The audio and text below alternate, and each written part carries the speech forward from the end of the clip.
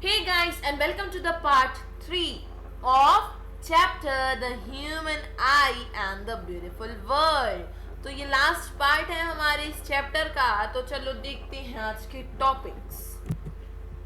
Scattering of light. Why is the color of clear sky blue and color of sun at sunrise and sunset? तो चलो पहले scattering समझते हैं होता क्या है. स्कैटर मतलब फैलाना. तो जो हमारा एयर है, हमारी जो एटमॉस्फेयर है, उसके अंदर काफ़ी सारे पार्टिकल्स हैं, एटम्स हैं, मॉलिक्यूल्स है ना present. Oxygen, hydrogen, carbon dioxide gases के प्रेजेंट है, डस्ट भी प्रेजेंट है, वाटर वेपर्स भी प्रेजेंट हैं. तो ये सब एज स्कैटर्ड पार्टिकल एक्ट करती हैं और लाइट को स्कैटर करती हैं. अब क्या रीजन है, नहीं क्या चीज है जिसके ऊपर स्कैटरिंग डिपेंड है? तो दो चीजों पर स्कैटरिंग डिपेंड होती है. First one is size of scattering particles, कि जो हमारे पार्टिकल्स है जो स्कैटरिंग कर रहे हैं उनका साइज क्या है, और जो लाइट है जो कि स्कैटर करनी है उसका वेवलेंथ क्या है. अगर पार्टिकल का साइज छोटा तो वो कम वेवलेंथ वाली लाइट को स्कैटर करेंगे. अगर पार्टिकल्स का साइज बड़ा तो वो बड़ी वेवलेंथ वाली जो लाइट होगी उसको स्कैटर करेंगे. The phenomena of scattering of beam of light by the colloidal solution is called Tyndall effect. Tyndall effect वो फिनोमिना है जिसके अंदर colloidal solution में से जब स्कैटरिंग होती है बीम की, लाइट की बीम की, तो उसको टिंडल इफेक्ट कहा जाता है. अब स्कैटरिंग ऑफ लाइट पर ही काफी क्वेश्चंस बनते हैं. तो first one is why is the colour of clear sky blue?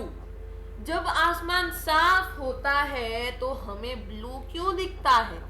हमें पता है जो सन है it is giving us white light. अब व्हाइट लाइट में 7 कंपोनेंट्स हैं, VIBGYOR, violet, indigo, blue, green, yellow, orange and red. ठीक है. अब विबग्योर है VIBGYOR. वायलेट, इंडिगो, ब्लू को हम एज ए ब्लू डिनोट कर लेते हैं अभी. ठीक है. ग्रीन दोनों साइड हो जाएगा. येलो, ऑरेंज, रेड को एज अ रेड कलर हम मान लेते हैं. ठीक है. तो वायलेट, इंडिगो, ब्लू को हमने मान लिया ब्लू, और येलो, ऑरेंज, रेड को हमने मान लिया फुल को रेड.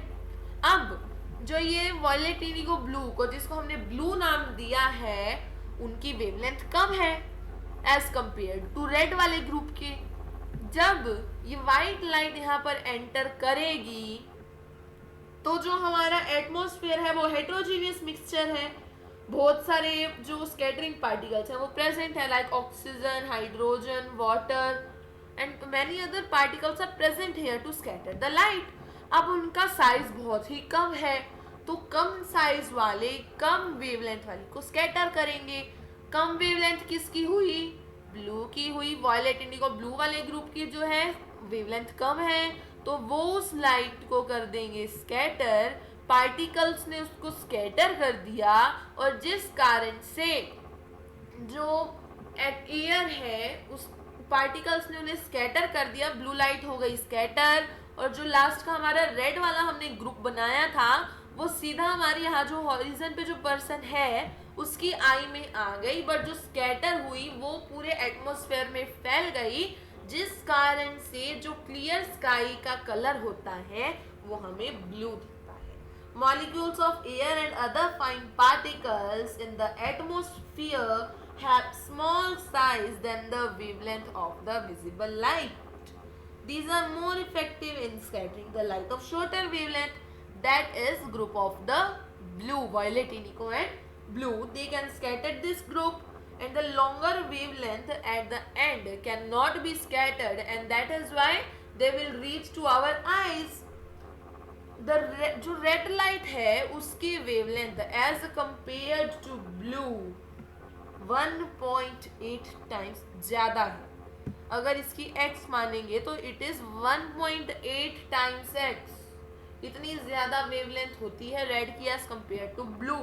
तो जिस कारण से शॉर्टर पार्टिकल्स शॉर्टर वेवलेंथ वाली लाइट को स्कैटर कर देती हैं, ब्लू स्कैटर हो जाता है, रेड लाइट हमारी आइज में एंटर कर जाती है, जिस कारण से जो स्काई होता है वो हमें ब्लू कलर का दिखता है।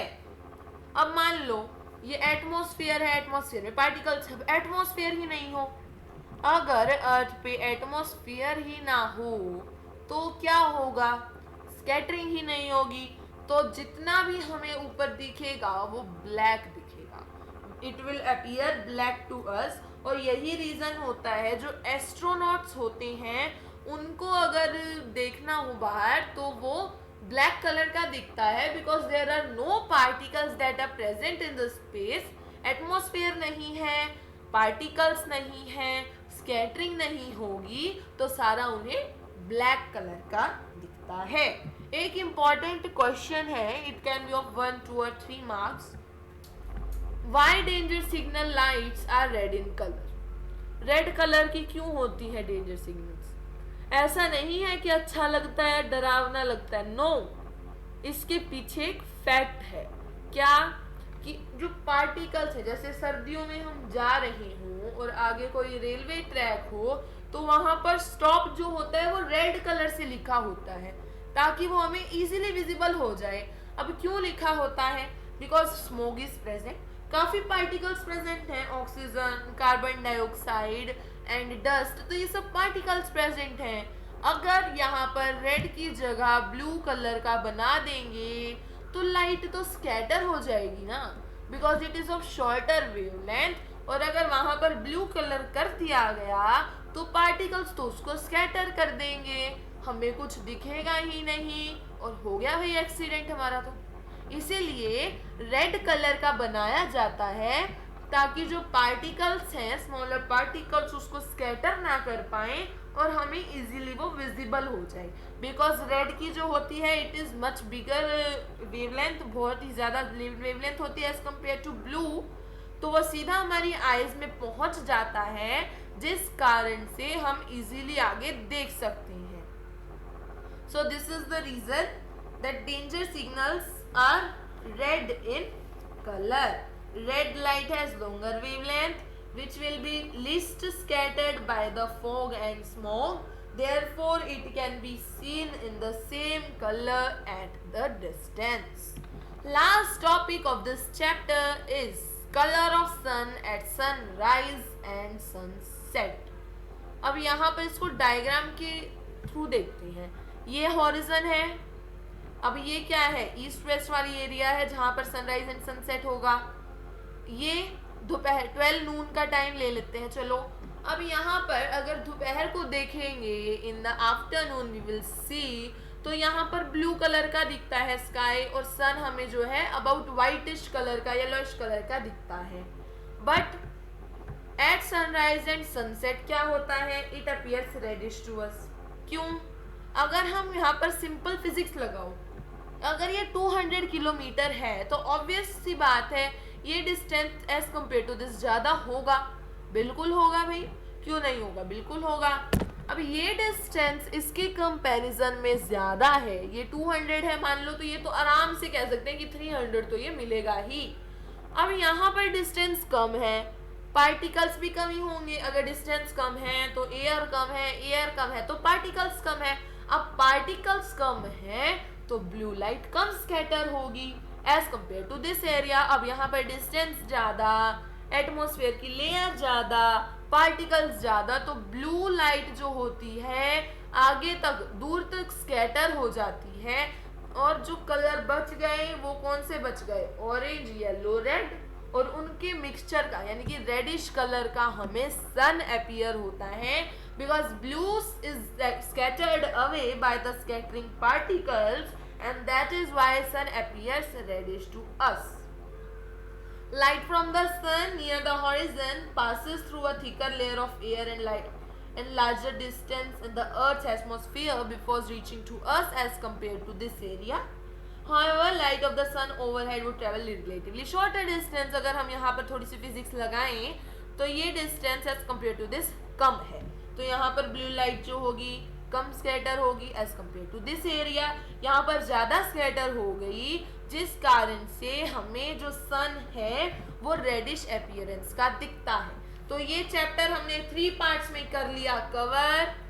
आई होप ये समझ में आया होगा। प्लीज़ मुझे कमेंट में बताना क्या कोई टॉपिक था जिसको मैं अच्छे से एक्सप्लेन ना कर पाई, प्लीज़ प्लीज़ ज़रूर बताना।